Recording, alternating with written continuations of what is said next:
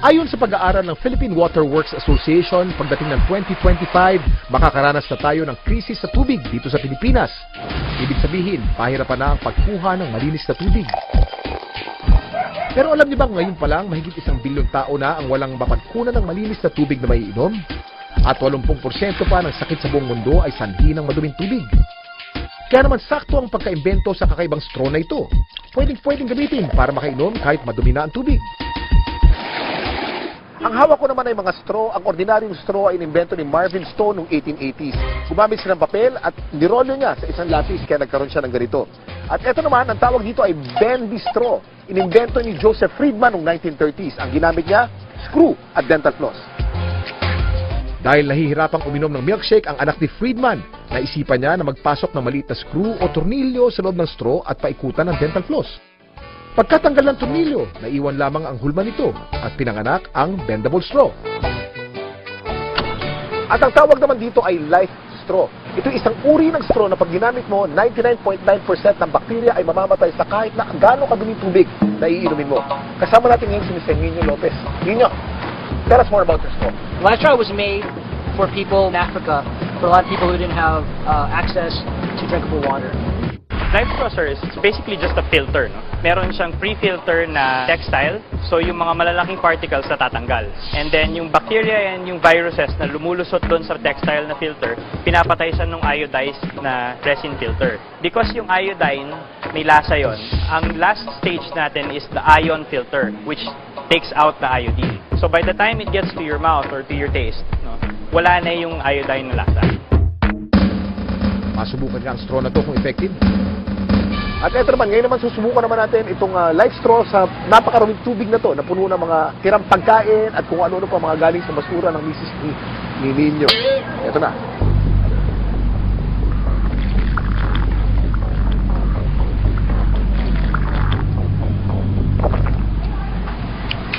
Ang lasa sa una ay medyo maasim, ano? So it's a bit sour, no? Yeah, at first. Yung iodine o yung medyo merong iodine na nilagay dito pang patay ng mga bakterya at pang patay ng mga virus.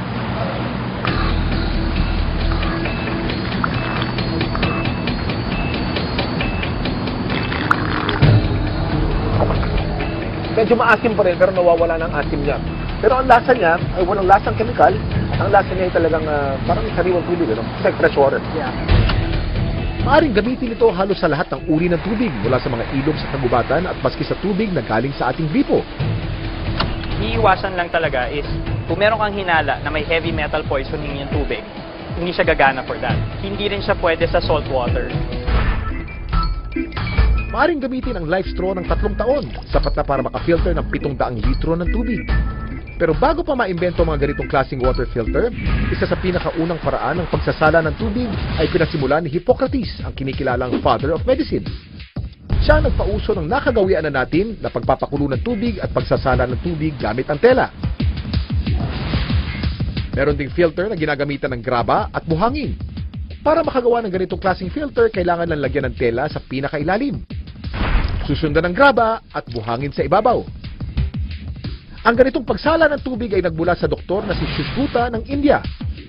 Pero pagkatapos padaanin sa ganitong filter, kailangan pa rin daw pakuluan ang tubig. Ngayon napakita natin ang paraan paano makainom ng maruming tubig, ipapakita naman natin ang paraan paano malinis ang maruming tubig na nanggagaling sa ating mga bahay.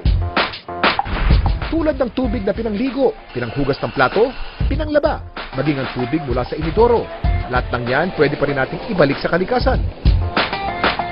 Sa tulong ng mga STP o Sewage Treatment Plant ng Manila Water na tinayo nila sa Makati City noong 2008, mga wastewater na ito ay kadalasan pumupunta sa mga septic tank natin or sa mga drainages natin. So si Manila Water, kinokolekta niya ang mga wastewater na ito papunta sa ating mga STP facilities at doon natin siya nililinis. 38 liters ng tubig ang tinatapon natin sa bahay kada araw. Mas marami rito ang tubig na ginagamit natin sa pagligo at pag-flush ng inidoro. Ayon sa Manila Water, nakakakolekta sila ng 25,000 drum na wastewater kada araw dito sa Barangay Poblasyon sa Makati City. Kapag wala tayong mga ganitong facilities or sewage treatment plant, ang mangyayari, lahat ng mga polusyon na nanggagaling sa mga wastewater sa bahay-bahay ay dediretso lang pupunta sa mga ilog natin. At ang mangyayari, ang mga ilog natin sa Metro Manila ay unti-unting mamamatay. dahil sa oras na humalo ang maduduming tubig sa ilog, nakukontamina ito at nagiging sanhi ng pagkamatay ng mga isda. Nilibot namin ang kanilang sewage treatment plant para mas maintindihan kung paano nalilinis ang maduming tubig mula sa ating mga bahay.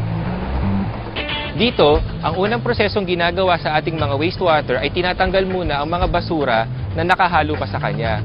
Ang wastewater ay pinapadaan sa mga screens upang ang mga malalaking basura ay matanggal. Sunod nito ay dinadala siya sa grit chamber upang matanggal naman ang mga silts o mga buhangin na present pa sa kanya. Sunod ay dadaloy ang tubig sa aeration tank. Sa tangking ito makikita na maitim pa rin ang tubig. Dito lalagyan ng oxygen ng tubig para mabuhay ang mga good bacteria na kakain sa mga dumi. Pagkatapos ay mapupunta naman ang tubig sa secondary tank. Dito lilinisin pa ng maigi ang tubig. Sunod ay pupunta naman ito sa disinfection tank para lagyan ng chlorine. At pagkatapos ay padadaluyin na ang nalinis na tubig papunta sa ilog. Ganito kalinaw ang tubig na nilabas ng Manila Water papunta sa Pasig River. Pero hindi raw ito maaaring inumin dahil sa dami ng chlorine na nilagay sa tubig para malinis. Sa ngayon, merong 36 sewage treatment plants ang Manila Water para patuloy na maglinis ng tubig na maaari nating ibalik sa ilog. Isa sa mga toka kasi ni Manila Water ay buhayin ng mga ilog natin sa Metro Manila. At para mas mapagtibay ang proyekto nila na pangalagaan ng ating kalikasan, binuo nila ang tinatawag na Toka-Toka Movement noong nakaraang taon. Ang Toka-Toka ay aming ginawa upang hikayatin ang lahat ng mamamayan, ang bawat isa sa atin, na gawin ang kanyang bahagi o ang kanyang toka upang muling buhayin ang mga kailugan na ito. Ayon sa mga pag-aaral katulad ng Philippine Environment Monitor, halos 60% ng polusyon ng mga kailugan ng Metro Manila ay sanhi ng gamit na tubig na hindi sumasailalim sa tamang proseso o paglilinis. Ito ang dahilan ngayon kung bakit lahat ng ilog dito sa Metro Manila ay sinasabing biologically dead o hindi na kayang sumuporta ng yamang tubig o yamang dagat. Ilan sa mga nakatoka sa ating responsibilidad ay ang pagsulong ng waste segregation o tamang pagtapon ng mga nabubulok at di nabubulok na basura. Pati na rin ang palagyang pagpapalinis ng mga Poso Negro para ang dumi mula dito ay hindi humalo sa ating mga kanal at ilog. Kaya bago pa maubos ang malinis na tubig dito sa atin, simulan na natin ang ating toka.